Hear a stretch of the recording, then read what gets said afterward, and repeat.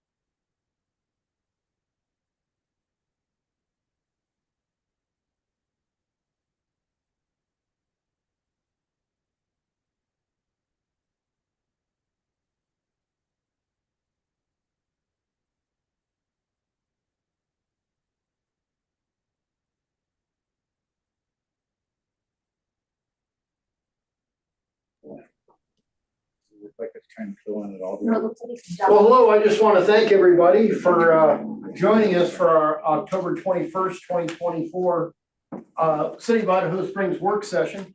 There is one very important topic on our agenda today, and that is city budget. And we'll start off with Andy kicking us off this evening. All right. I wanted to refer to my highlights, and these are updated from our first meeting when we met with the departments. What you have now is a first draft of the overall budget for 25 that's proposed. It's really a first draft. It doesn't include the most recent financials that I'll be getting probably this week. I met with Lorraine, our finance officer, on Friday, and she and I had a long talk about cost allocations and journal entries that need to be made. And I think there are a number of adjustments that can be made that will make things look better with the budget. There's no question that sales tax revenues are slowing and our expenses are increasing, just like you're seeing with all of our businesses. So I think we're going to be a little below our budget projections. I think we may need to scale back our proposed wage and salary increase of 4% that I proposed last meeting, maybe more like 2%. Maybe we might be able to take another look at that. We will take another look at that at our next budget meeting in November. Once we have a more up-to-date picture on the financials. 2% would cover the cost of living. The CPI, the current consumer price index, is 1.4%. That's updated from our last meeting, September 23 to September 24. It was 1.4%. Last year it was 5.4%. Of course, the year before it was even higher than that. So we're going to do what we can. I know a lot of people are feeling the economy is not doing as well as some of the numbers. Like you look at the stock market, you look at the cost of living, or you look at the CPI, you look at the unemployment rate. They're all saying we have a pretty strong economy. And I think in a lot of aspects we do, but people are still feeling the pain from high inflation and just increased expenses. People just aren't spending quite as much. We're seeing that with spending. I already went over that second bullet there about the increase in healthcare. That's definitely going to be a bigger increase for next year. A couple things I wanted to highlight in the budget that I may or may not have before, but I just want to make sure that it's clarified. In the 1% street sales tax fund, most of our revenue in the 1% street sales tax fund goes to paying off our debt. We do some small projects out of there, whether it's a paving project, design project. What I'm proposing for next year, and talked with Paul about this, is that we go ahead and design or start the design for the water and sewer main replacement on Virginia Street between the 1000 and the 2200 block. It's always good for us to have some projects in the pipeline as far as design, so that when we want to go after grants, we have something that's in the design stage or even nearing completion with design.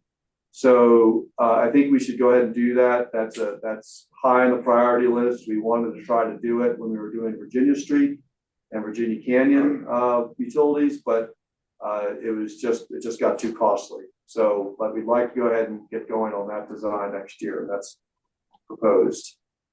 Sales tax improvement fund. We do have a number of projects that will be moving next year. Shelley Quinn ball fields improvements. The city was awarded a $1.25 million land and water conservation fund grant from Colorado Parks and Wildlife. And that will help fund the construction of a skate park, tennis, pickleball court, and a playground. And the city will match that amount. So we hope to get started late spring, early summer with that project. There might be some early things that we do there before we actually get into construction, big construction there. Virginia Canyon Mountain Park Trails construction phase 4 at $312,500. The city has submitted a $250,000 non-motorized trail construction grant to CPW. And if we're fortunate to get that award, that will enable us to move on this phase 4 trails construction. The city will be contributing a 25% match to that. Another big project is the police station project at $2.2 million. The city was awarded a $1 million Department of Local Affairs Energy Impact Assistance Fund grant to remodel the former citywide bank building across the street, City Hall. And the city will match that a little more than dollar for dollar at $1.2 million. CRC Park playground improvements. This is in the design stage and don't think that's going to be able to be constructed next year. We do want to pursue grants, maybe from Great Outdoors Colorado on that. And I think that's more likely a project for 26, but we'll finish up the design on that and look at some options. We've already talked about some options with council, but we'll finalize what we're going to do there. Another smaller project that's proposed for next year is resetting the pavers in Idaho Mall. As you probably have seen in those 2 blocks of Idaho Mall, a lot of those pavers, the curbing and the concrete on either side of the pavers is in good shape by and large, but the pavers have settled over the years and the drainage is not getting over the curb and not getting over the side. So I think this is and some of the pavers are broken and not in good shape. So I think it's a relatively easy project to do, and it would help give us some more life for the Idaho Mall. Andy, I have a question. Yes. That piece of Idaho Mall, that will not be impacted by the planned mobility hub? No. Okay. So Not directly. I mean, it's in that area. no, but I mean, it won't be like, we wouldn't be putting this down and then taking it back up. That's not the plan. Okay. Yeah, that's not the plan. I don't think so. I didn't think though the mobility hub was gonna go that far east. We are making improvements as part of the mobility hub to Minor Street. Redoing the 3 blocks of Minor Street, the sidewalks and everything we talked about there. Maybe making some improvements to the surface parking lot, but we really haven't talked about any improvements that are needed or changes that are needed to the Idaho Mall. So this is Okay, I just wanna make sure we're not like, Yeah. having to If do that- within 5 years, we'll have to be doing this again. right. Okay.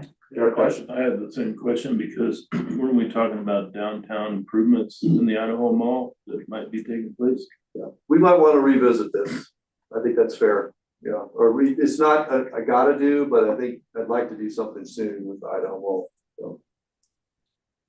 Senior affordable housing project. The city will make its second and final payment for the purchase of the property next to the cemetery, and we'd like to pursue possible development partners for construction of this project. So not quite sure what that'll look like, but we definitely wanted to make sure we purchase that property, and council gave that direction, and we'll have control of it. And now we just need to find a partner to build the senior affordable housing up there.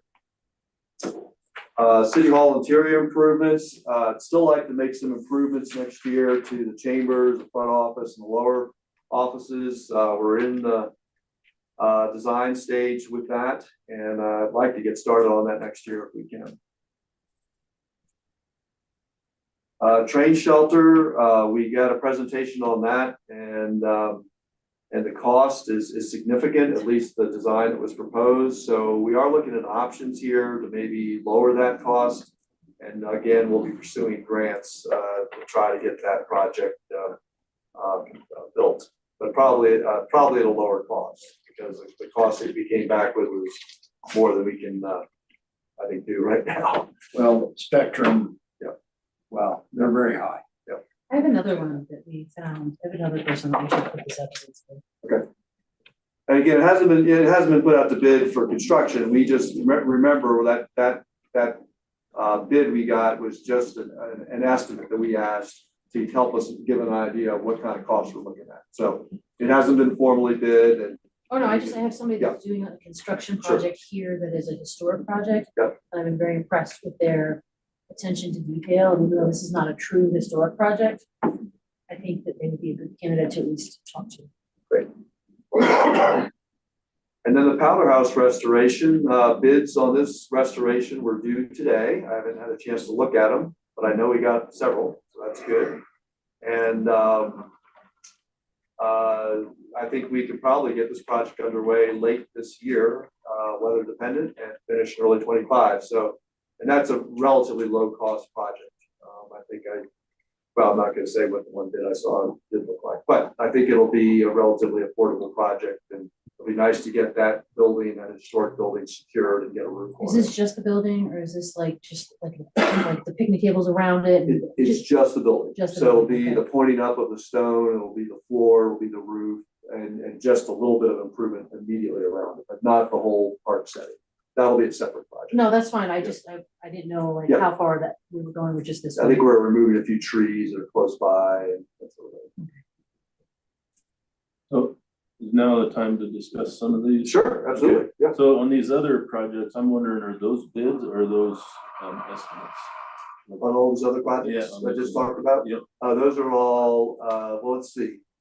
None of these have been put out to bid except the police station project, which we're doing the construction manager, general contractor process, where tomorrow we meet with potential contractors that want to come on board at about 25% design stage and be our partners as we work on the design, and then they may be our contractor to build it as well. Okay. So to answer your question, no, with that one exception with the police station, none of the rest of these have been bid. So my experience with construction is these estimates usually have to be, they go up, not down. That's true. So that's something we should just In keep this, in in mind this, in with this the current budget. environment. With the budget, Yeah. just keep that in mind. Yep. And we may find, for instance, on the Shelley Quinn ball fields, that we can't do all that we were hoping to do with phase one with that. Although construction is slowing down, so the competitive bidding process might be better, Yeah, we are getting a little more interest. a little bit better, but I don't anticipate these prices going down. I do think if we're looking at the Shelley Quinn ballpark, I think just from dealing with the public, we need to put the skate park part of Yeah, it. that's the Phase top one. priority. That's the Yes, top priority, like, no question. The rest about of this, I think we can work on, but that one, Yep. that needs to happen. it. Any other questions on those? Okay, yeah, I'm just doing the overview here now, and then we can get more into discussion with the department heads on these projects that are also involved with their departments. Water Enterprise Fund, we are budgeting a 3% water rate increase and a 2% wastewater rate increase as recommended by the rate study we did several years ago that had an eye towards the 1% sales tax. If that got approved, we could keep our rates lower, and we're continuing with that trend with those increases. May I add a suggestion that we Sure. do this? That we actually have a meeting where we share with residents, this is how you read your bill. Because I don't know about you guys, but I get questions about the water bill all the time. People don't understand where the increases are going to, why we're doing the increases, or how to read it. Like, they do not understand their bill. They don't, and they feel like, I don't know if this is fair. I really think that is something that we need to be really open with, because it is one of the areas that people are most habitually not happy about. And I will tell you, historically, we had massive water bill increases because we had gone 5 years and we didn't have one increase. Oh, I know. And I'm just saying, the voters very wisely passed that 1 cent sales tax increase, Thank God. which has actually right now, our water and sewer rates are only increasing it's actually less than inflation. So it's pretty tame Well, it compared is, to but- where it was. But people don't realize that. And I think that this is something, we've talked about from a public relations standpoint. This isn't going to cost us a lot to have a meeting or two, but we explain to people. Yeah, and at least I think it's gonna be a re-education, because I promise, we had many meetings about these water. I've been to rates. some of these meetings. I've And- watched some of these and, meetings. And actually, this is a lot tamer environment, but you're right, there may be new people or people that didn't come to the first series of meetings that, could have their questions answered about it. Yeah, I mean, wouldn't be a bad idea to offer them the opportunity to come and Yeah. the way you put it, I mean, makes sense. It's Total just, sense, they just need to hear it it's sometimes transparency. over and over again, but And when you explain the numbers and you break it down and you get kind of wonky, I think people go, oh, okay. And That works also, Lisa, not to get too far into the weeds on this, but sometimes people feel like the city's making money on Yeah, the we're not water, making and they don't understand, it's like $100 in, $100 out. Mhm. It's its own We enterprise. pay for itself. Yeah, exactly, that, right. I think this would be something for us to put in our planning on how, like, hey, we're gonna raise it, come and talk to us about it. Come and learn what's gonna happen. We typically have in order to get the increase effective April 1st, we typically have the first reading, the first regular meeting in January. So I think we could certainly do a work session or a public session at that time or shortly after that, before we We get the should. second reading. So maybe later in January might be a good time to do it before the second reading. so hand in hand, she was talking about the understanding the water bills too, and I know we've had some difficulty with the meters in the past, so hopefully that's being ironed out, but we talked about how many phone calls our administration getting, and I bet you there's a ton of, in the past, I don't know about currently, but there's a lot of. And if that actually helps bring down the calls that people have to, Absolutely. or time that our staff has to spend, you know, Explaining. addressing this or dealing, like, I think we're being proactive on this one. Is there somebody, like, I thought I heard somebody clicking on I think Kate is online, I Yeah. believe. Yep. I'm here. Hi, Kate. Hi, Kate. Hey, guys. All right, so under the other items under the water enterprise, Chicago Creek Water Main Replacement Project, at about 3 million. We're gonna do this in phases. We did receive bids on this. We received 3 bids. They were much higher than we were expecting, to Scott's point. So we are meeting with the apparent low bidder and talking with the low bidder about phasing the project and seeing what they might be willing to do and what might work for them and what might work What for is us. my memory is it was 4 to 5 million. Right. That's what we were, But that's what That's we've what been we were budgeting since planning. like 2022. yeah, but it was. What does it really- look like now? The low bid was a little over 9 million. Oh, Jesus. Yeah. And For the this whole- is just, for the this whole is just project. the one main though, there's Yeah, not like an about auxiliary. 3.5 miles of main. Yeah. You There- guys know that makes me anxious. It's, yeah, Makes me really anxious. so it's important that I think that we try to get this project started, even if it's Yes. phased, because we do have this grant, this $1 million grant from DOLA. We do have a couple of years to use that grant. We can ask for an extension, but I think it's also important that we try to keep chipping away at it. So Do we have the opportunity by taking this grant, do we have the opportunity to look for other grants? We're not like excluded because we got this one. no, for future phases, we can certainly do that. Okay. And we may end up doing that for Virginia Canyon and Virginia Street. Okay. Yeah. But they're gonna wanna see that we're, making good use of the money they've already given us, that we've expended it, and then that there's still a need. Okay. I think part of the reason maybe it got so costly is some of the road crossings, it's in the part of it's in the national forest. We had to get various permits. There's a lot to How building. expensive are the permits? Well, not just the permits, but just the processes, Okay. and- There's like gonna be dewatering Extra probably most of regulations. the way up, so. What's dewater, can I just ask real quick what dewatering is? The trench they dig is gonna fill full of water probably faster than much digging work. Oh, Summit County has the same problem. Your dewatering expense is almost as much as your cost to put the pipe in it, mhm. We can't just so just, you can safely keep your crews from drowning Drowning, essentially, yeah. during the workday. Okay. Summit County has the same problem, Lake County has the same problem. Dewatering is a huge cost to these projects. But if you don't dewater, you can't bed the pipe properly, you can't do a bunch of things that are right, then your long-term violator project is for nothing. And you can't just dump the water right back to the creek. You have to treat that. Yeah, we have to either filter it or throw it in Baker tanks. That was my next question, like, can we just put it back, or does it have to go somewhere else first? We essentially have to treat it before we put it back. That adds to The so much. contractor will. Pardon me? The contractor will treat it. And depending on what's in it, it vary the cost of doing that. So if it's like really rich in minerals, the guy might wind up having to do like some kind of pH control so that we can precipitate out the metals. And that's nothing that we can work with our wastewater treatment or, Well, our wastewater treatment plant is a municipal plant. okay, Our water comes from surface water, which doesn't have gotcha. the minerals in it. It's a groundwater thing. So you gotta raise the pH like 9.9, you get. the metals Also out not of it. cost effective. Yeah, it There's a would whole be bunch of something, things that go into that process that are lengthy, and it depends on what you have. One phase of the project may not have a problem where the next phase will. Just depending on how they go through the project.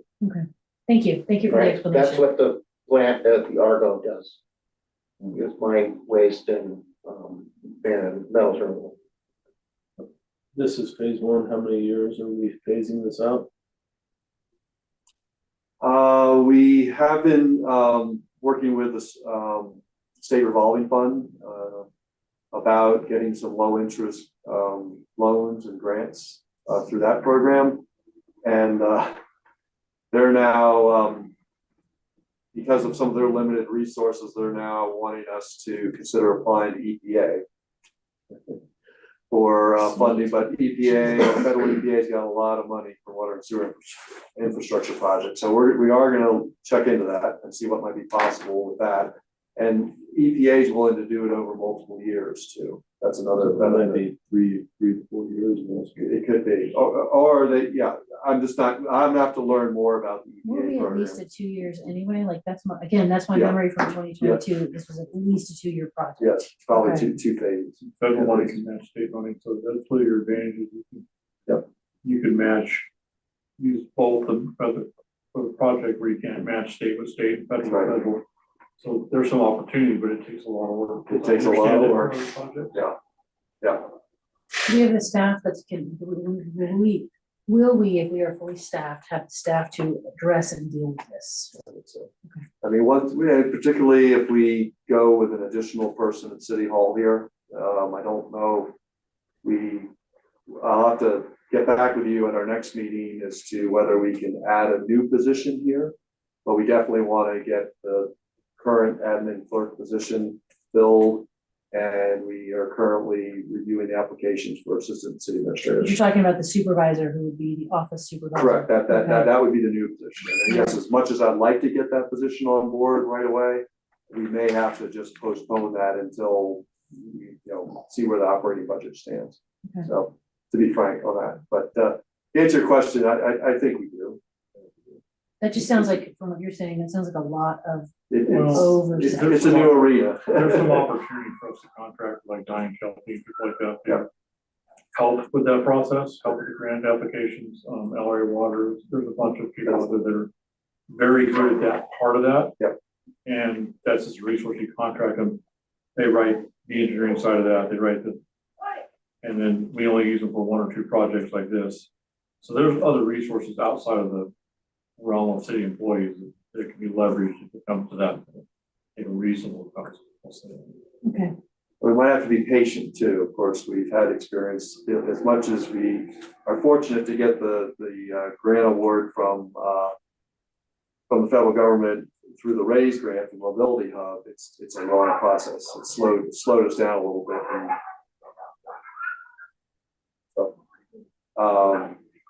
So yes, it's new territory, but we're going to explore all options.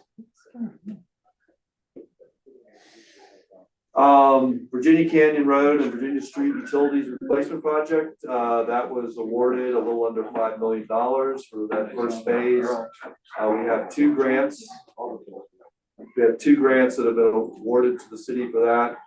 $750,000 grant for Virginia Canyon Road and $1 million for Virginia Street. Okay. So we are underway with that project. Is that only from like 2,200 to 2,300? Because the earlier thing you said 1,000 block to 2,200. That's the other phase. Yeah, this that's under construction on Virginia Street would be 23rd to about halfway, Virginia Canyon. Virginia Canyon. Because that's like 19, About down to 18, 19. About down to the bend. Yeah, a little farther than 19. Yeah, because it's 19th and then the castle and then Virginia Canyon. So And the area from 10th that meets up with this project is about the same vintage okay. and about the same wonderful condition. So we went up Virginia Canyon up to about where it really narrows, Yeah. that's where we'll be going there. Okay, So again, that's the first phase, but that, fortunately, that project's underway. almost Um, halfway funded. 35-40% funded right now. Montane water tank replacement and relocation at 2.2 million. The city's applied for a DOLA grant. And the mayor and I and Ed will be traveling to Ray, Colorado, road trip for our presentation. It's one restaurant, that's fine. We already were told we can't stay the night because there's no place to stay. There's No, Dole monopolized the 12 hotel rooms that the city had, or the town had. Yeah, there's one good restaurant in town, so you're right. Yeah, all right. But we already have lunch before we return. I think our presentation's late morning, so. So we're hoping to get that project under construction next year. We have all the approvals from the Forest Service, US Forest Service. The tank will be relocated onto Forest Service property above Montane. And then we need, for the water line that goes from the tank down to our system, we need 2 easements over 2 parcels of private property, but we're already in the works to, we've talked with those property owners and we're in the works of getting those easements. And that won't be a problem having it on moving to Forest Service land? No, we thought it might, yeah. Yeah, you have to go through and say, we have looked at every option of city property. We've looked at every private property option out there. And once you can validate to the Forest Service that you've done all of that, then you're eligible. Okay, And the process is fairly simple from that. That's the hardest part. it's proving it. It's proving that you did all those previous steps before you submit to the Forest Service to put it on their property, and that part is the easy part. It's Money clear. can't be an object in it either, so they said, don't even bring up money, so that can be part of the argument that it's too costly to build here, it's too costly Right, to you build can't say, there. well, we can't afford to put it on private because you got to, yeah. We did look at several different options on private property, and this really was the best option. When you go up there, it's obvious It is. where the tank It's should not a go. great place up there. Well, It- there's No. one logical location for the tank, and it is on Forest Service. But it's shut off for recreation. It has been for 5 years. It's essentially just open space, Forest Service land that has no rec purpose because it's been shut. It's been gated for 5 years. We have issues. Gated. Where is it gated? The meadows up there is gated and all that stuff. The access, all the access to the top have been gated. Because we had problems with people recreating in an unsupervised way and possibly living there. So that was remedied about 5 years ago with the gates. It did great for arms sales, though. It did, yeah, good. No recreating. Oh, boy. All right, Parking Enterprise Fund, Mobility Hub Project. Of course, that includes the parking structure, transit center, and improvements to Minor Street Historic District. We received the raised planning grant, 2.4 million. It's been a long time coming to get that contract. They say it's in Washington DC for the final phases of approval with DOT. And once we get that contract, we can start the design and engineering and start spending that money. We did also receive a DOLA local match program grant of $250,000, which we can also put towards design and engineering. I just checked on the status of the grant again, but I checked a little higher up on Friday. And while I didn't get a time when we might get it, I was hoping they'd say, oh yes, I'm going to send it to you today. I did hear back that they are encouraging us today, the feds are encouraging us to continue applying for the capital grant for the actual construction. That's the big one. And right. that's huge because where we're getting squeezed here, not just on the, not just the budget, but we're getting squeezed timing wise here because the raised capital grant to actually construct it, that's due in early 25. So the more time that goes by, the less time we have to prepare this grant application, which is a big lift.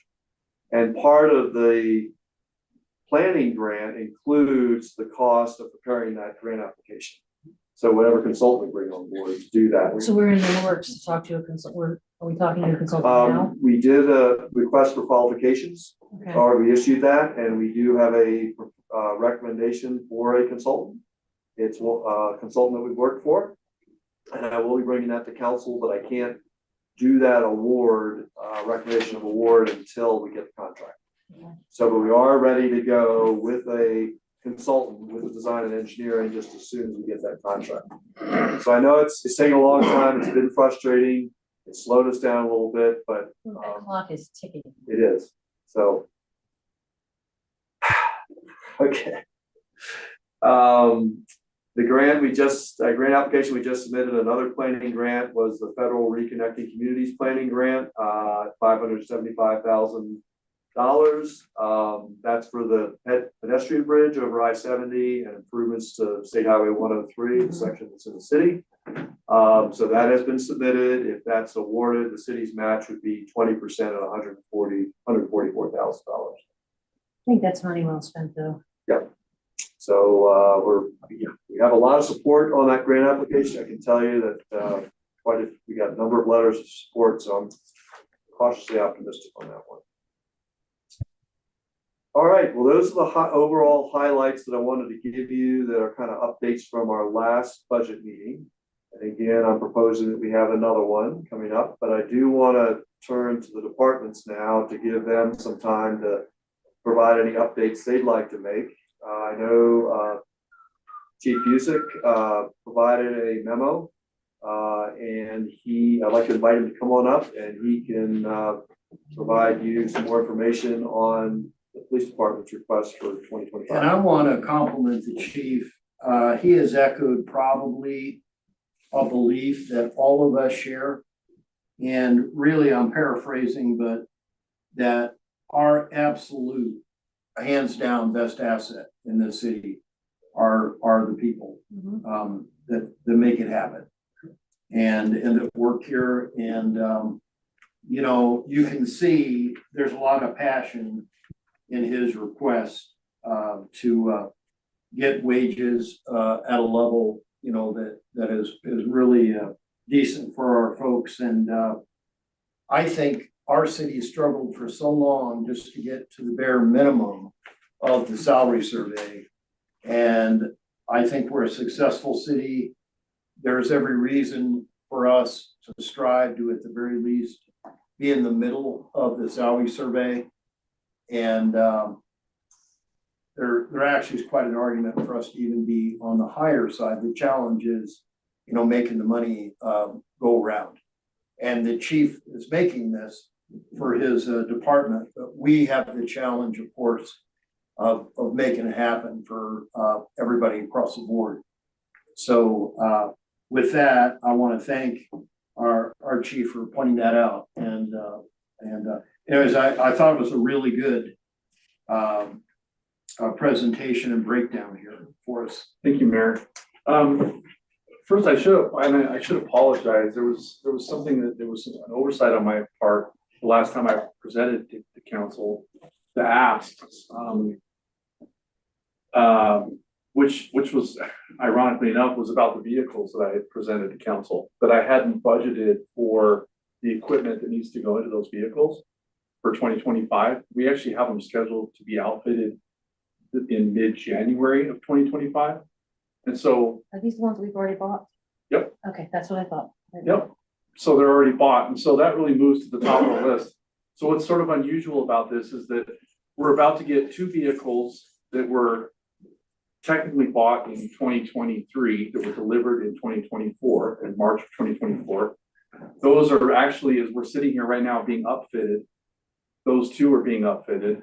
The two that we've already bought, that you just mentioned, this was budget for those to be upfitted with all the equipment. And we do recycle the equipment that we can. We put it from the older ones into the newer ones, but some of the equipment can't be recycled. So that moves to the top of the list because I want to make sure that our people can respond to emergencies and get to where they need to be. So that obviously trumps everything and jumps to the top of the list. And what's not on the last memo that I presented. It was an important one, and I'm glad that I remembered. Yeah. So that's why that's a little bit different. So that's the only thing that's changed, is that bumps up to the top of the list, and then the list sort of moves down from there. I did mention the radios, and I would like to start replacing some of the radios, so that we don't find ourselves in a position where our people either don't have a radio, or we have to start sharing radios, and now I forgot my radio and whatnot. So, and then literally number 1 and 2 on this would be the kind of really the priority. And I explained to Andy, I feel like the rest on this list are important to the city, and certainly are things that the city should consider. But there are also things that, if, in the event of further analysis, that me as the chief would say, I would be willing to say we can wait on these things. I mean, these other things, they will make us more efficient. They may make us a little bit safer. But I just want to make sure that that's voiced if it comes to that. So I did want to mention about the bumpers that I talked about last time as well. I think I tried to explain it in the memo that the 2 vehicles that are being built right now are being built with those. They were budgeted to have those on those. The 2 that were going to be outfitted, if this $55,000 approved, are also would be built with those. So we would really be only looking at trying to outfit the other 4 patrol vehicles. So that cost actually has come down. So it was already in the master plan. My sergeant, who takes care of the vehicles, reminded me of all of this and said, yeah, we've talked about this before. So yes, that kind of explains as to why that's the case. And then I just wanted to touch on the LPR cameras, and I felt it was important to, when I did my interview sitting in here right after COVID was kind of settling down, and Art was here, John Curtis was here, and Mayor Hillman was here. And I remember a couple of the questions that were asked, but as I was writing this, I clearly remember Councilman Clark saying to me, hey, we've had this rash of catalytic converter thefts that are going on.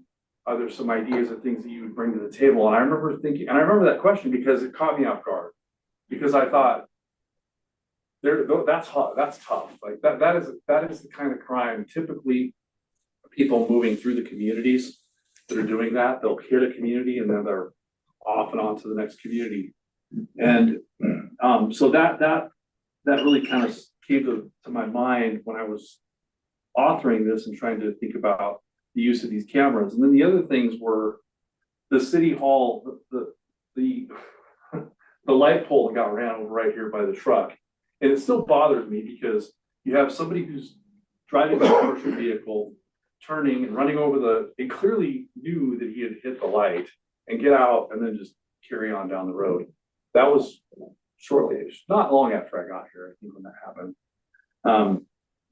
There's also some other crimes that we've had that I felt like that are not in here that I definitely don't mind mentioning. The Shell station, where the people were driving stolen vehicles that broke into the Shell station, tied the chain to the ATM and pulled the ATM out the front of the building.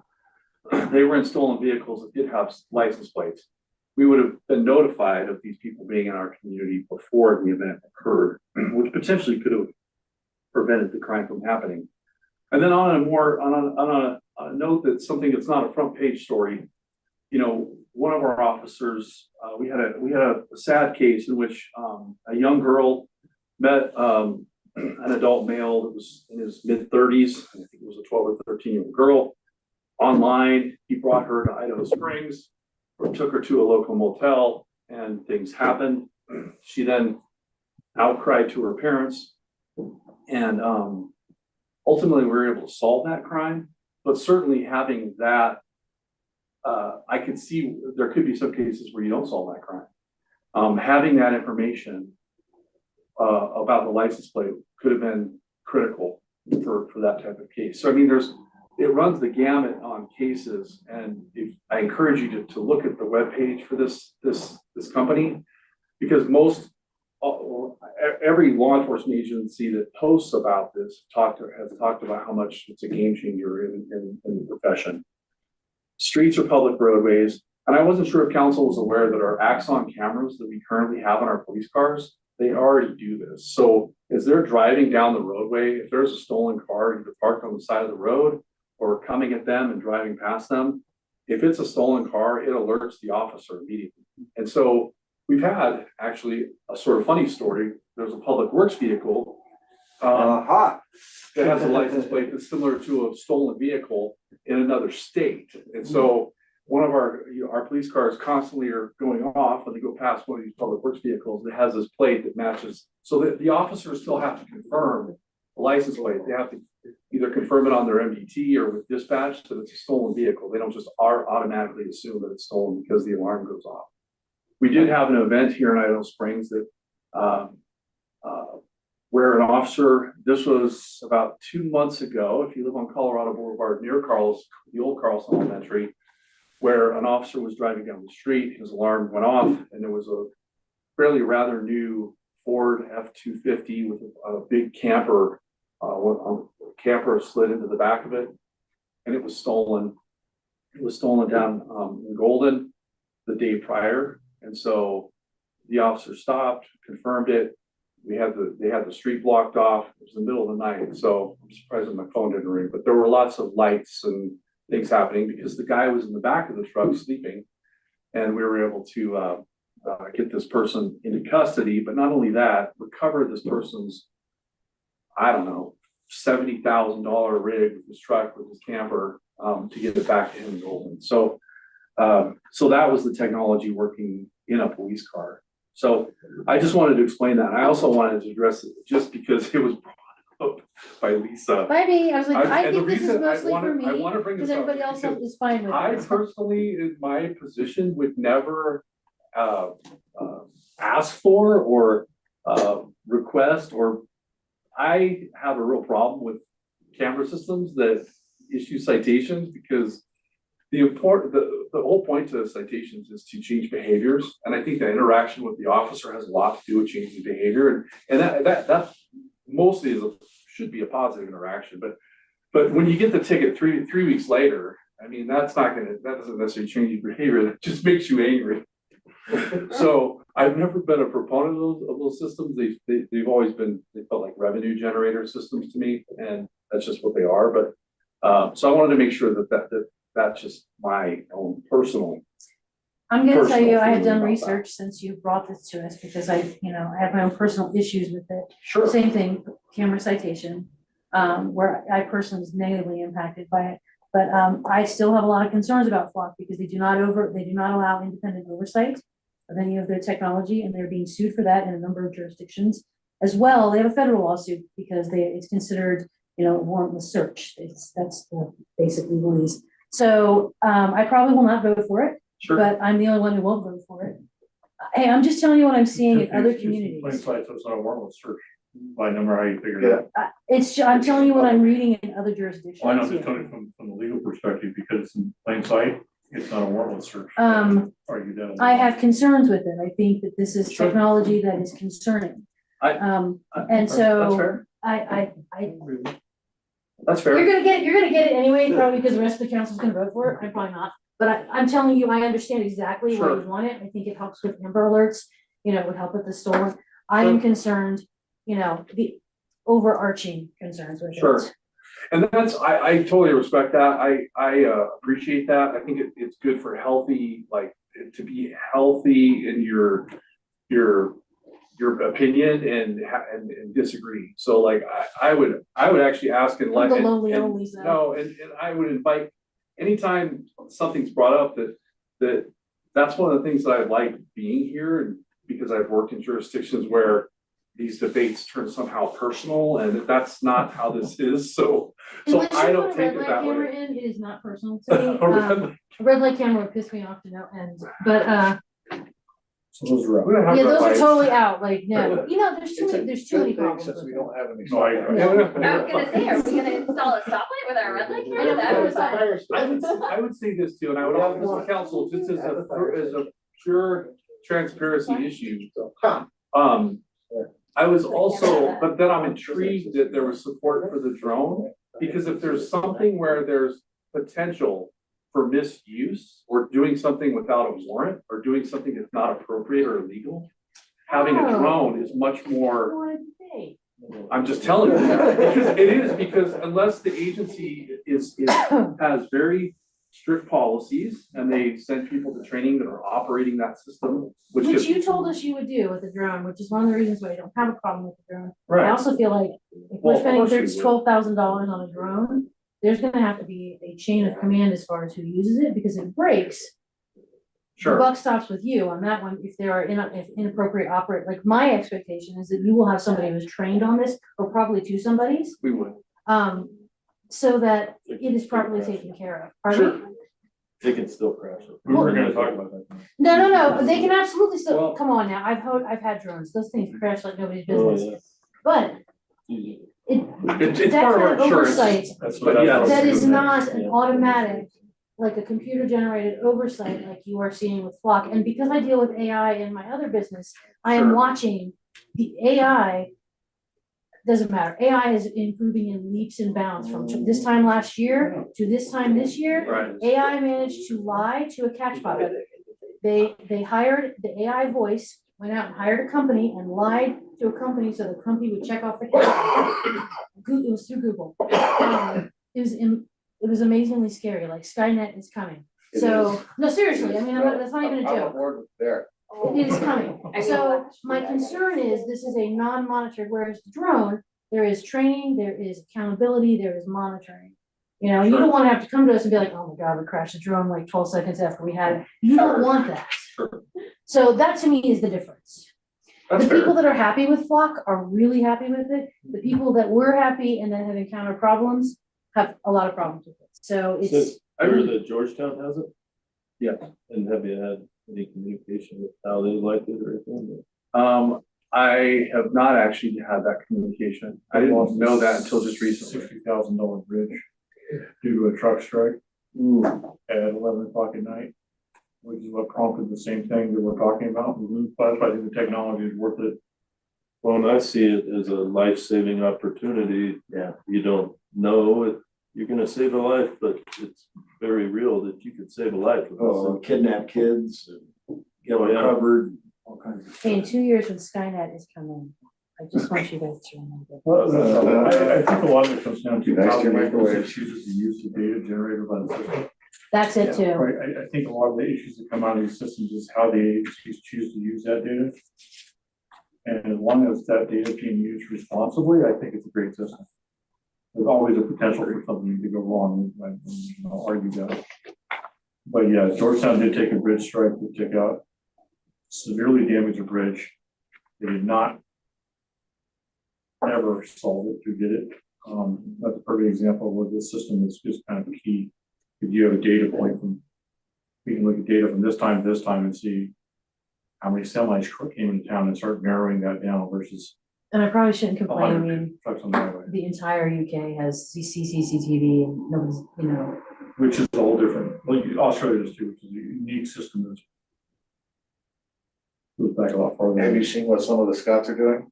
They're using drones to fly trash cans over those cameras. They drop the trash can with the camera. well, I hope like we don't have people using drones to go over our expensive equipment. But so just so you know, my concern, like those are my concerns.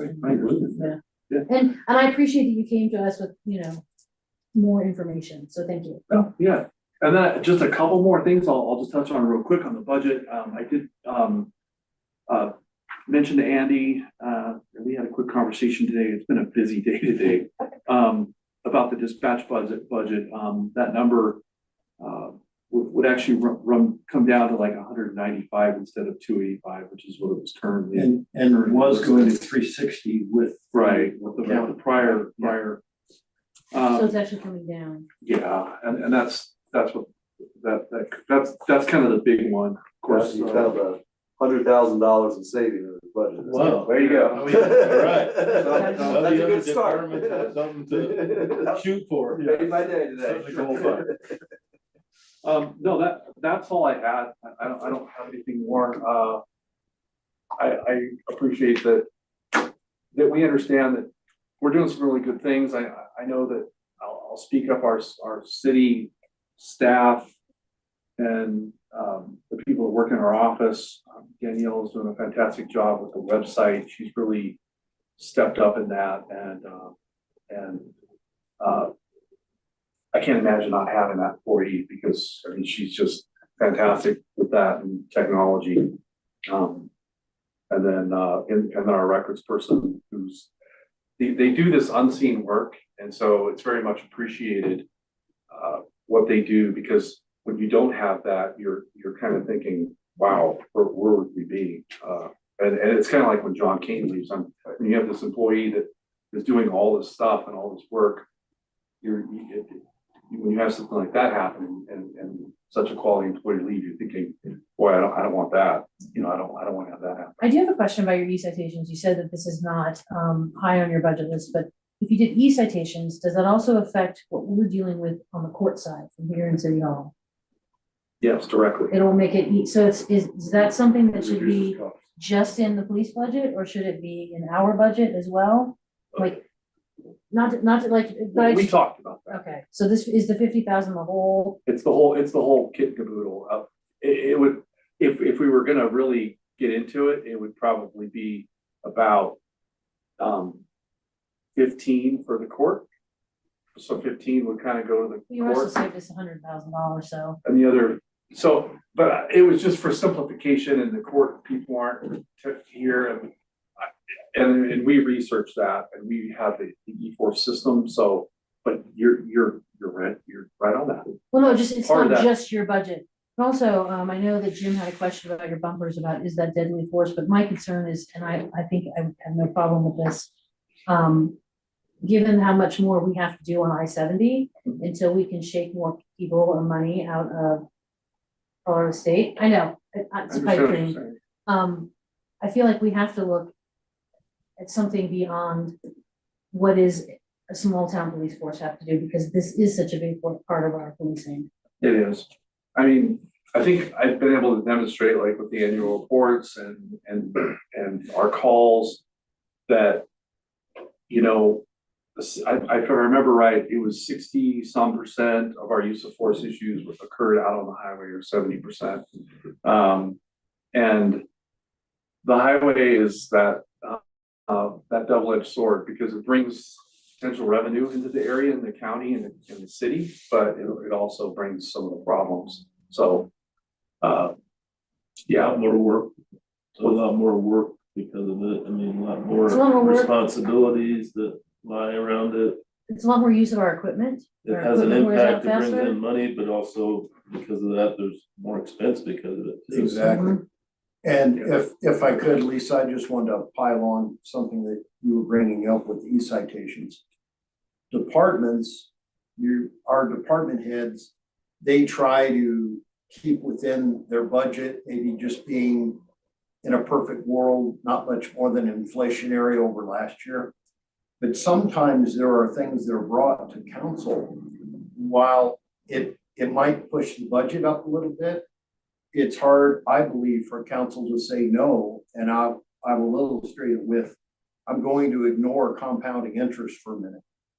But in your life, if you had a chance to make a safe 8% return, really, I'm talking a no risk return, or you getting all your money back in 12 years. I think that e-citation probably, if you look at the labor on a lot of different levels there, is probably a pretty good example of one of those 12-year or less returns. So while, you know, one department may bring us something that is a bit over budget, if it's promising, you know, savings reasonably that, you know, one could say, and I could see 10, 12 years this is paid for itself. I think if we can, it's better as a city for us to make that stretch, just because we have, we've done our citizens a big favor at that point. Well, we also know, and I know this from Chief's report, and just from our, like, the report that Lorraine did, our court appearances, the number of appearances are going way, way Oh, up. yeah. Which means you're having to do more work out there. And a lot of it is because of this. Sure. And this is another 4 years. So to me, Yep. like, I know Kelsey, that's not the on your, judge. I know it's not on your high thing, but I think that actually should be something we should put in. Yeah, sure. Just because when I look at the other costs that we're bearing right now, will this help ease that? I think it will. Yeah, and it speaks to one of the things I just mentioned about like Danielle and stepping up and running the webpage, and not only that, helping with social media and doing things that are just different than in the job, and sort of taking on almost like a PIO role. I mean, that's really my role, but I need sometimes help with that. I'm not always there, and but she's also doing data entry, and so is Paige with the tickets. And so you have people that the officer writes the citation, now it goes to us, and we manually enter the information. Then it comes over to City Hall, and it's being manually entered by Kelsey into the Cassell system, so that when they pay their citation, it's in there. It eliminates that. So the officer runs the citation, runs their driver's license, it's all electronic, they print it out, and they hand it to them, because no longer are you required to sign a citation, by the way. That's why they do red light ticket violations. So you don't have to sign it, so they hand it to you, and now that's it. The ticket lives in the system, and it goes to the court, and then it's sitting there waiting for records to vet the information. But it's taken and away process 3 it. people who have had manual entry. Correct. Manually enter the same information over and over. So. To keep them busy doing something else. There are things. There are things. I mean, it doesn't eliminate the work, but it definitely makes it much more efficient. One thing on TVI bumpers, sheriff's office runs them on all their vehicles. If you take your Explorer and hit one non-moving object in a parking lot, it will cost you more than all these bumpers regularly. Oh, shoot. So when you talk to the sheriff's office why they put them on every car, and they have for the last 3 generations, it's not just to stop a pursuit, it's that when officers apparently back in or pull into something, it protects their cars. So their damage and their paying for body work is down because the bumper takes the impact. So that's really where the advantage comes on top of its intended purposes. It makes that car go service life. Or you can be like other municipalities around us that are without cars currently because they didn't have things in place they get hit.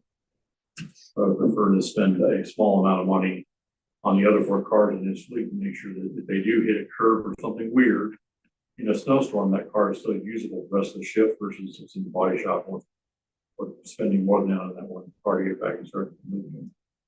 That's the other advantage for the bumpers. I didn't think about that, but that's a, If you look at their fleet, Yeah. that should be an advertisement right there for why you put them on every car.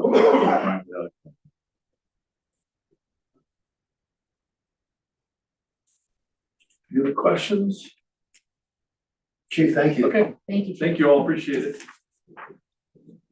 Paul or Ed, do you have any updates you want to make on your budget requests? I have, well, they weren't in here because they've more recently come up, and one of them was. Come on up, yeah. One of them was the green striping for the Greenway Trail, and just an estimate based on some other striping we've had done on Colorado Boulevard. The addition of all those stop bars, I counted about 50. We're looking at about $10,000 to $12,000 just to add those green stop bars along the. Well, I'm not familiar with the green stop bars. What are those? They're a marker that many cities are using to mark bike trails. And so sometimes you'll see a complete green lane. I thought it was just like like a green paint striping. Was I completely off there?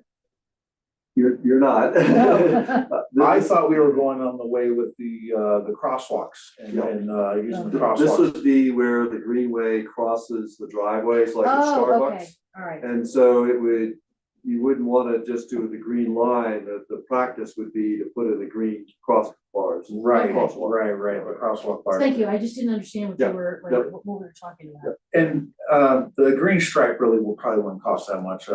Just the paint and the time alone, we're probably looking at a few $1,000s, not very, very much. The crosswalk bars are the more expensive part. And I just increased that a little bit over what we paid recently for some of that work. And they're not cheap. But about 50 of those. So about and the other Paul, was, if I may just add, would that be the thermoplast or painted? it'd be the thermal. Okay, and that is more expensive, but it'll last a lot longer, is that right? Snow plowing very well. That's huge, right there. You don't have to So- redo it at all. The paint is on top of the asphalt, and the thermals, we grind out that half inch or so where the thermal is inlaid into that, so the plows don't directly contact that in every spot. They still come into contact. There's still a lot of wheel travel on them that wear them out, but they do last a little longer. Any other questions about the Greenway? So thanks for doing that, Paul. I think we've gotten a lot of positive feedback on better marking for the Greenway, particularly with the mountain bike trails opening and trying to encourage people, hey, the Greenway goes through the whole length of the city. You can park anywhere along it. You don't have to park right at the trailhead, and you can ride your bike down and go mountain bike. So it's good to know, to have some idea of what we're talking about price wise there. Thank you. And I understand that. Andy, Yes. sorry, Yes. I just want to speak up about, I've had a lot of people talking to me about the inability on busy bike days to turn left onto Colorado Boulevard. And I was wondering if there's any way that we could, and this kind of goes to the chief too, that we could do as a short term, just kind of test to see if we could have a 4-way stop put in at some of those. I know the bank is an issue. I know Safeway is an issue. And I think down by the Elks is another issue, just where people are parking. I can't speak to the east end of town because I haven't heard a lot, but I think we might need to try something just to kind of keep Colorado Boulevard safe for people that are exiting to the east. In those cases, trying to put stop signs in some of those cases would be next to impossible without the proper curbing to get those stop signs in. So you want that narrowing because you're trying to slow traffic down at those intersections. So in those cases, right turn onlys would be the answer to that solution. If people are having trouble getting left. How do you? Then it's a right turn only, and you have to go down to the traffic circle to make your turn around and come back on Colorado Boulevard. Well, I think 23rd is a perfect example Oh, God, of, 23rd is terrible. yes. Yeah. Stop would fix it. The Elks, 16th at the Elks and the Club Hotel is a nightmare. That's been a nightmare for We're a long talking time. about reconfiguring those intersections, Right, so I just we'll have to think bust them up to reconfigure them. It might be worth just having, at least having a conversation. Well- It's reaching the point that it's almost dangerous. We are getting some difficulties, and I'm thought about this and thinking, are we looking at a traffic study of some sort Which to probably would be. to solve some of these Well, problems? and we only have one trail right now, like a couple of trails that are But open. it's not just a trail. As somebody that walks all the time, crossing at 23rd on Colorado Boulevard is like playing frog. I have a 50-50 shot. I'm gonna be able to get across the street without getting run over by cars from both. And you're an directions. adult, so think of it as. And a if you have kid. rafting traffic and stuff, which means I can't look to the west. It's a gamble. Oh, yeah, because where you are, And- yeah, and you're while I screwed. love the park, Sorry. I love the new curve in the park. It's awesome by design. It's a freaking nightmare because it's a NASCAR track and people accelerate. So that alone, without a stop sign, is already a nightmare. We've got families and kids trying to cross from the visitor center to the park. And they're playing the same game that I'm playing, and yeah, I'm 50 years old, I can cross the street and not get run over. But if you watch it for any duration, and it doesn't do with mountain bikers. Yeah, we have more traffic, but mountain bikers are no worse than rafters. Oh, no, I'm just looking at the more volume of But we have traffic. a higher volume, I think, in town. And it's kind of sporting right there. And then we know the other intersections. I'd say it's, that how we've do always you had look an over it? issue It's with. very sporty.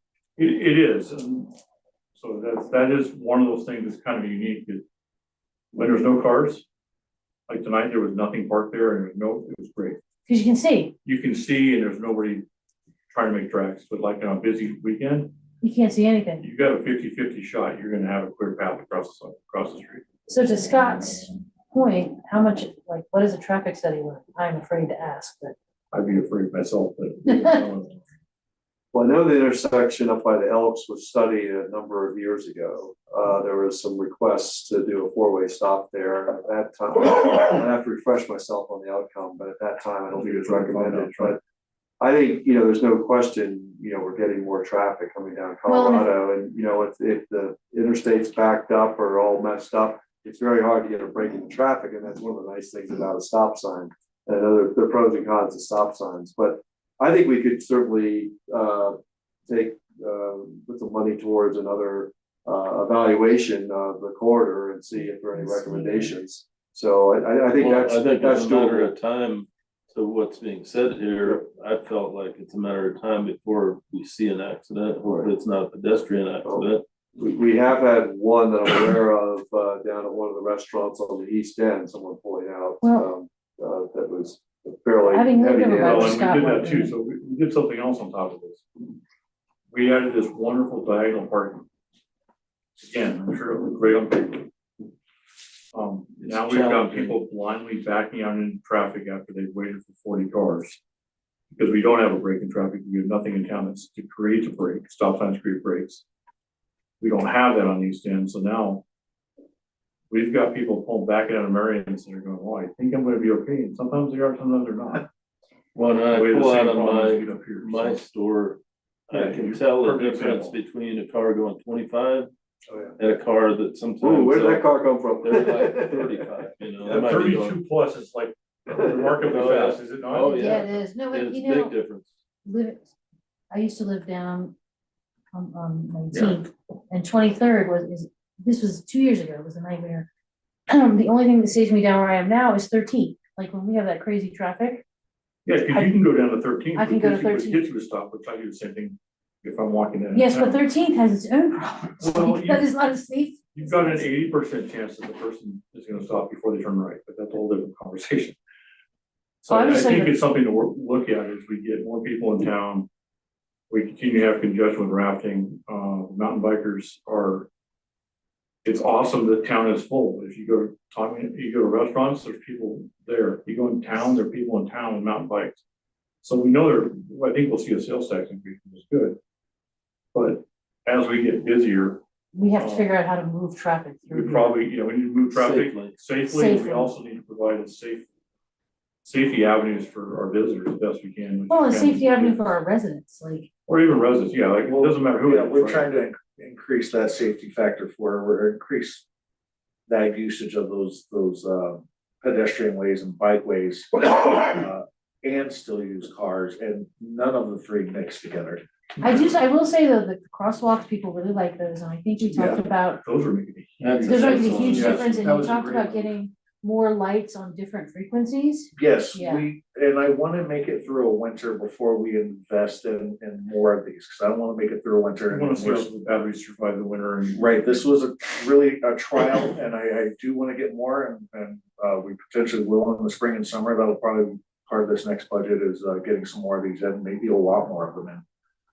But I really wanna make it through one winter on these guys, and that way I have I know how these guys are gonna act during the winter time, or do we have to replace batteries, do we have to replace them manually?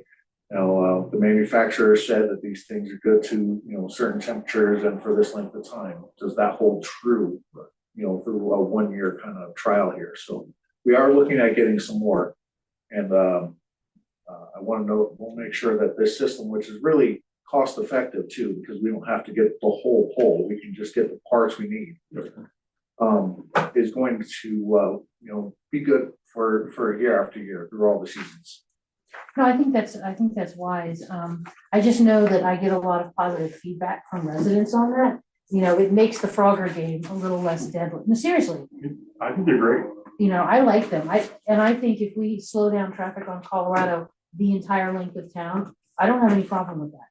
Because we are trying to move towards more walking and biking. Okay, so then people need to be able to get across Colorado.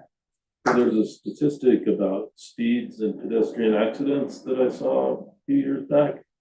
25 miles an hour is a deadly speed. Oh, yeah. 15 miles an hour is a lot more survivable between the 10 miles an hour. The statistics are not good for pedestrians at 25 miles an hour. We have a lot of people that live in this town and walk around town. So I feel like if we keep people slow on Colorado, that's not gonna hurt my feelings. I mean, I think it's safer. Colorado is a main thoroughfare, so all of our other streets are essentially 15 miles an hour. Colorado Boulevard's the only one that we do have 25 miles an hour on. And we've slowed it down to 25 miles Yeah, an hour. because it used to be 30. It's a bit. There are still people that drive faster than that. I get it, but there's nothing we can put up a speed limit doesn't mean everybody's gonna follow it. Oh, speed limit, most people think it's a suggestion, but I think if we have things like, more pedestrian crosswalks and stop signs, that does not hurt my feelings. We have probably 300% more crosswalks than we had when I was here in the 90s. So we filled out Colorado Boulevard with crosswalks. Well, that's understandable, but we have a lot more people than we had in the 90s. We have a lot more people than when I first bought here 12 years ago, so. There's a crosswalk approximately every 300 feet. So you're never more than 150 feet away from a crosswalk. It's really from the bridge here east. West is a little bit different. We have a lot more intersections there, but we don't have as many crosswalks, just at sort of some of the main hubs. I know we had one at 16, one at 13, where we have a controlled intersection. And there's a few more as we go down, but we get a lot less foot traffic in some of those areas where people aren't crossing Colorado Boulevard as frequently as they do on the east side, where we have a lot more businesses and commercial right on Colorado rather than residential on Colorado.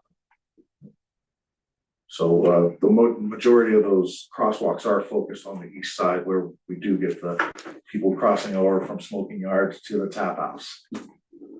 And that's still, having done it, it's still kind of scary. Seriously, people don't. No, they don't. They and even with the flashes, I've seen people run through a flasher and not even realize that it was People on. run past school buses, so.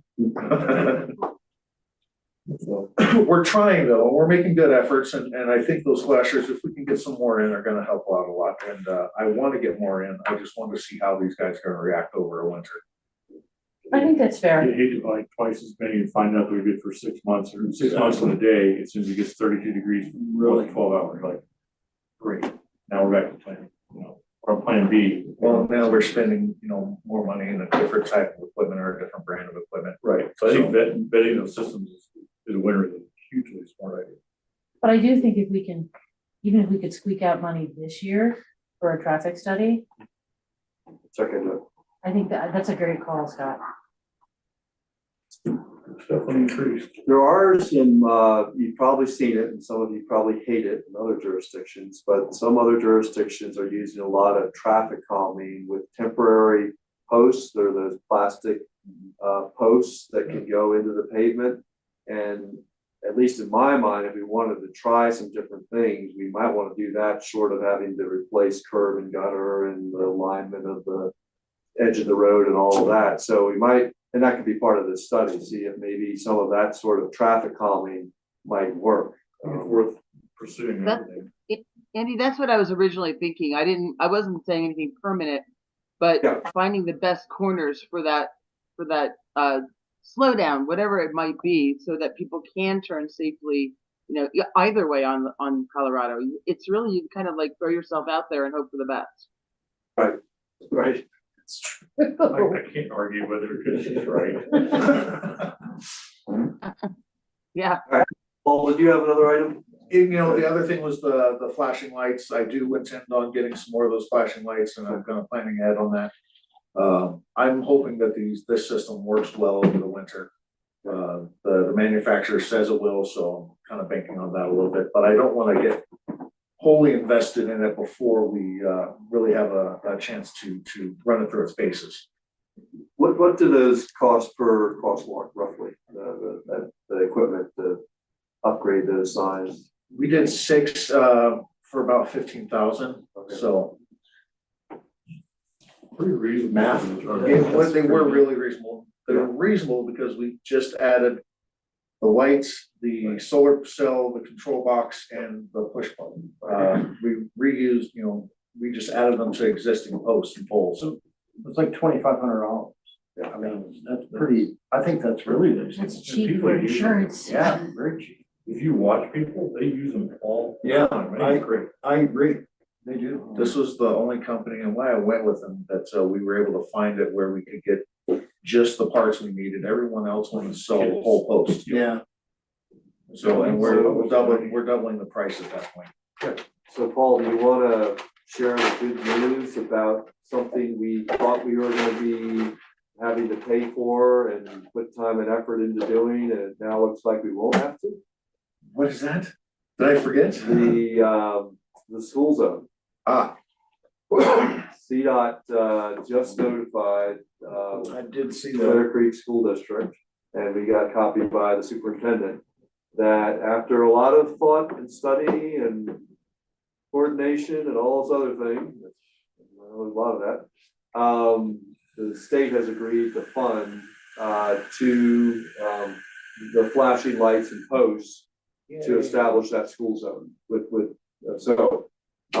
we were looking, was it? Where will that be? At the- oh, so that's exactly what it's Hi, called. Jill. Oh, I- Original amounts from the She's ground gonna- from the ones when we were in high school. I can That was live a long in, so time you gotta ago. help, you gotta But help I'm a girl out. assuming that's the perfect example of the acres you put back what previously existed. right. One will be as you're heading southbound, just on the south side of the Forest Service Drive. Okay, And then the other will be closer to the cemetery on the northbound. okay. Yes. So we were looking at repurposing our older ones that didn't have the flashing lights on both sides. Paul was evaluating, okay, do we retrofit them? Do we just buy new posts? And we thought really it was gonna be the cost and the installation was all gonna be on us. But we got a lot of back and forth with CDOT, and I'm glad that they have said that they will get this done. It's historically been good, the flashing, the streetlights we have in the firehouse forever. The latest rendition of them was what, 9 years old, at the time of construction. All that was provided by CDOT at no cost. He said, would you consider it? And it went up the chain and came back down, and they retro the entire system. We just had to be real patient. It took, yeah, it was about 7 months to get the decision from the, what do you think? To, yes, we can do it, but they've been pretty good to work with if you're really willing to be extra patient. Right. And they've got to do their studies and Oh, yeah. run up their chain. That's good to know. Anything else, Paul? I think that's it until probably I find something else to add. So, Okay, sounds good. Ed, do you have anything you want to add? I've done a lot of looking at that over the weekend. And it looks like we're doing really well for this year. And, for next year. So to mess that up, I'm gonna go ahead and next week come in and try to get, I think it's about 26,000 out of you guys to do the pump, the coil rail pump that I've been waiting to break for 9 years at the water plant. It's a little bit of an upgraded pump, Has it broken or is it on its last leg? It's on, it started acting up pretty seriously this year. We have 2 up there, but we have 2 for a reason, so if one starts to break, then we can replace the other, which I did have scheduled for next year. But it appears we're doing really well, so I'm gonna try to ask for that next Monday. You gotta shoot for $100,000 off the budget, the chief setting the bar. Whoa, just leave that alone, man. Nobody is gonna try to do pump. Right, well, all the data isn't in. Makes sense. I'm just frugal and cheap. No one, Are you complaining? everyone loves it except my wife. What? I'm glad this is recorded. This will be off later for us, yes. That was supposed to be a joke. Well, thank you, Ed. Well, last but not least, I'd like to call Sadie up. She's been very patient Yes, since all of this. Sadie. She does have a bit of a follow-up on the community promotion budget, and she and I got together to review the budget, kind of where things stand, and so she's got a bit of an update for this year. I don't need that one. Okay. Hi guys, nice to see you again. So we did have our first official board meeting today. It went very well. So I want to thank you guys for your appointees. I'm really grateful to have such an engaged group. We had another full house today of not just the appointed board members, but many additional attendees, both in person and online. I feel like while it took us way longer than it normally does, we got through a lot of the bulk of, they adopted a rules of procedure document, which you had already seen. They didn't make any changes to that, just some clarification on how things work. All felt really good. Steve is gonna be the chair and Lindsay Valdez is going to be the vice chair. So that's awesome. As Andy mentioned, he and I sat and worked through the history of the community promotions budget, kind of understanding where we were using the dollars, where we weren't using the dollars. We actually found some items that we were like, why hasn't this been being used? So that was really good for both of us to just get a good look at it. What we did notice is that the miscellaneous organizational requests at that $30,000 budget line item has strictly almost always been used to fund the chamber. Most of the majority of those big budget asks came from the chamber. In fact, the only time it was even close to maximized out was 20 grand, and that was 10 grand to the chamber at the beginning of the year and additional funding to the chamber mid to end of the year. So without the chamber being around, we felt like when we looked at the history, reducing that line item to $5,000 would be more than enough to cover some of the miscellaneous organizational asks, sponsoring the flags. There really wasn't a lot that goes into that category. So it was nice to kind of move that budget line item down. Yeah. Does that take into account the fact that we have discussed that we feel we need to do a little more promotion and thinking outside of the box, which generally incurs costs for the fact that Blue Sky is closed next year and all of our construction? Because I've been thinking about that. Yes. So what it does is it basically freed up a little bit of that money to be recategorized. So it actually puts the increase. I had originally asked you guys for an additional 145,000. It drops that down to 130,000 because we recategorize things. It does include still increasing the miscellaneous events to put 2 events, one in the spring, one in the fall, as well as some micro events to capitalize on that. And then having the big increase still at that 80,000, which is just an initial ask for this year. I think that will be the only time that line item will be that much. And that is for a big push into marketing, getting a plan in place, getting a website in place that we can utilize to point all of our targeted marketing to.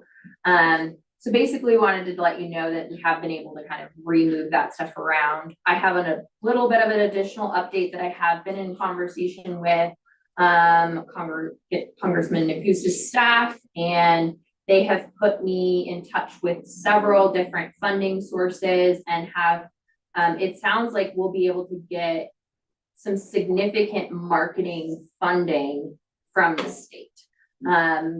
Through impact funding through Colorado Tourism, as well as, sorry, I'm looking for the email. I can tell you the exact names. There it is. Sadie, thank you so much for getting to the bottom of that too. Yeah, so the Rural Opportunity Office has a impact relief fund for marketing dollars that they believe we can get money. That's about a $5,000 impact that we could get. And then Colorado Tourism Office has impact dollars specifically that they feel like we would qualify for. These are not grants, these are impact relief funding dollars. So you have to be classified as we need relief, which we can get a letter from CDOT that will put us in a position where we're already seeing the decrease in our sales tax. That will be one qualifier. The second qualifier is a letter from CDOT that will say that their construction is directly impacting our community. So these would be impact relief dollars that we would be able to gain access to. The Colorado tourism, that looks like that might be a 10 grand that we could get from that. And then she's still putting together an additional group through the Colorado Economic and Development Office that she's gonna ask the mayor to participate as well.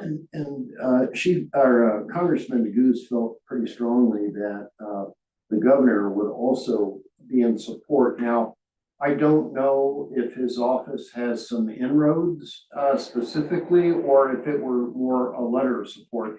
He did not get into specifics, and I'm not sure. And that's the meeting, the next meeting that I'll be attending, that I'll be inviting the mayor to attend with me, will be with those people to get us some more specific ideas of whether the governor is going to be giving us direct relief funds through Colorado's relief funds, or having avenues for us to apply. They do feel like the Colorado Office of Economic Development will have additional funds and grants that we can apply for specifically. However, as we all know, grants are a thing we're all working with right now. So I'm gonna mainly start focusing on those impact dollars, because again, those are just immediate, kind of all we have to do is show that we're being impacted, and then we get that money, and it's relief money. Specifically towards marketing. So I do feel like I could get at least, based off my initial conversations with Julie, at least 15,000 initially directed towards marketing only. You can't really use it towards events or anything else. It would be strictly used for marketing around. She did say that there might be some restrictions around that might be pretty specific messaging around CDOT, or she wasn't sure if there would be restrictions on how we market or what we're using for that marketing, but that is something that now it seems like we're getting some pretty decent forward movement on being able to get that money as well. So that's really my only updates for you.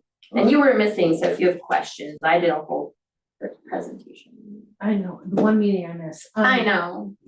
Are you guys doing any kind of planning around where else to disperse people with no blue sky to go to? Like, we have other options? Yes. So Cass from Clear Creek Tourism is definitely heavily engaged now. She attended our meeting in person today. She and I have another meeting. Between the Placer AI reports and several other things, we have a action plan that's going to be targeting. We already have a geofence location around the base at Mount Blue Sky.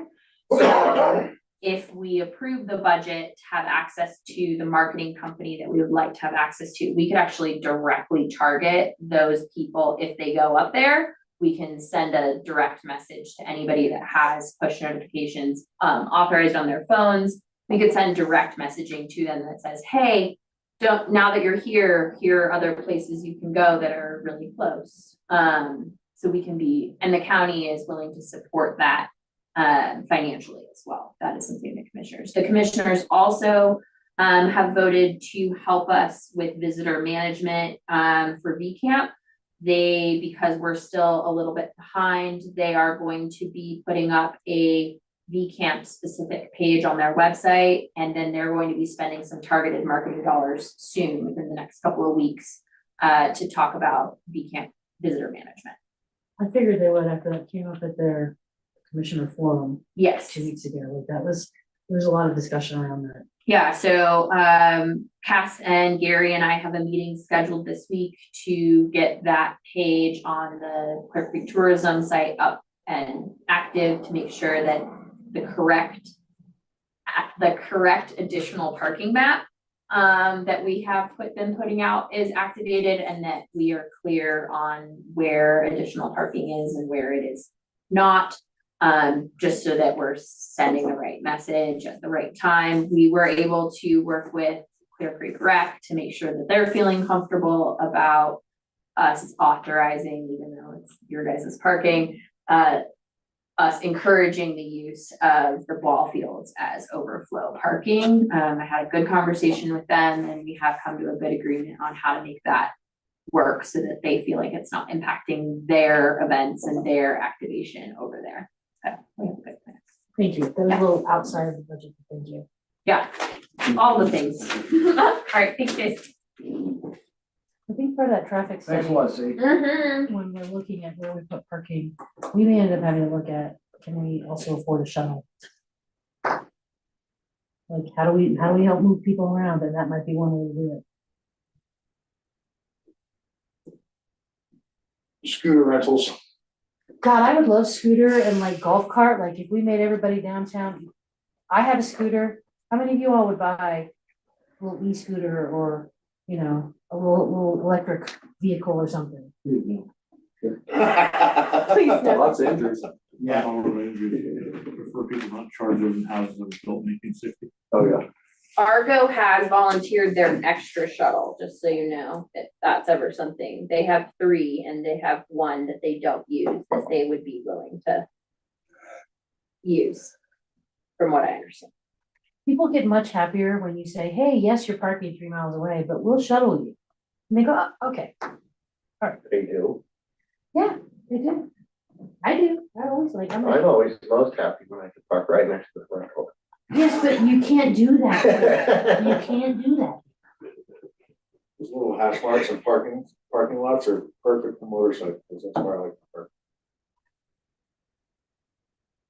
Mayor, I think that's all I have unless there are any other questions. We'll have one more round with the budget in a few weeks. But that's all I had at the moment. I want to thank everybody. This was, of course, an off night. That the budget is something that we really try to get through in a timely fashion. And I know it may not be the most riveting, but it's very, very necessary. And I'll thank you so much for coming in and giving up your evening. That's one more Thanks, question. guys. Real quick, it might have been covered in the last meeting I missed, because I can't manage my schedule at the result. ARPA funds, they're not getting allocated. Did you find a home for those? Because we have that. I believe the direction from council was to the water and sewer projects. That was where I was gonna Yeah, ask. so I'm glad you brought that up. Thank you, because that's a nice segue to next week's meeting. I was planning to have an action item to get formal direction from council to apply those funds, to commit those funds to our water fund projects. I think it's the best use of those funds right now. Yes. Well, especially now that we've discovered that it's going to cost double, and we all know it's a potential ticking time bomb. That first mile is so critical too. Yes. Got the highest pressure there. And we can identify it this year and spend it next year because it is a shovel-ready project. So we know we will expend it next year.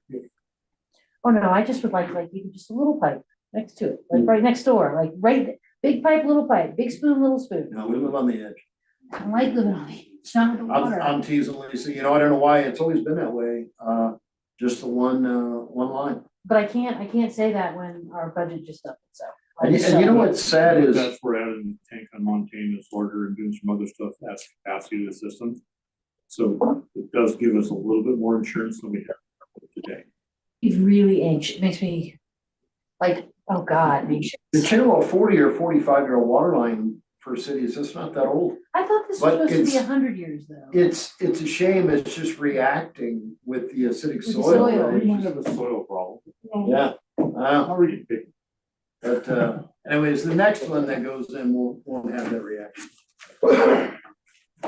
It could have a different reaction. That we don't know about. Yeah, Shush, just. we'll find out. We'll find out 20 years after we've been drinking from it. Yeah. The night ever give us cancer I'll take my. Make sure. Mayor, are we done? Yeah, we are. Adjourned? Right, yeah. Thank you, Kate. Cancer. Thanks, guys. Good night. You feel better? Or now with all this. Thank you for allowing all of my questions. I think questions are good. I like to ask them so that I feel comfortable White last week. They brought in with everything. jug of this.